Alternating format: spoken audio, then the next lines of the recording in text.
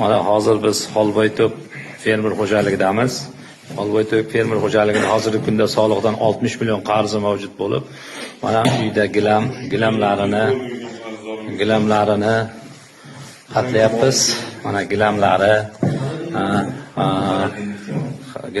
mana xaladenliklari va xaladenliklarini qatlayapmiz. Hamda o'ziga tegishli o'g'liga tegishli bo'lgan avtomashinasini ham xatlov qismlarini qilyapmiz. Hozirgi kunda mana xatlov qismlarini qilyapmiz. Mana o'ziga tegishli bo'lgan mana uyi, o'ziga tegishli bo'lgan mana Gentra rusumli avtomashinasini ham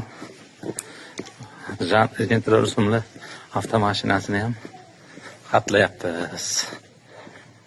Mana o'ziga o'g'liga tegishli bo'lgan Gentra rusumli avtomashinasini ham qatlayapmiz. MIB hamda ichki ishlar xodimlari bilan birgalikda.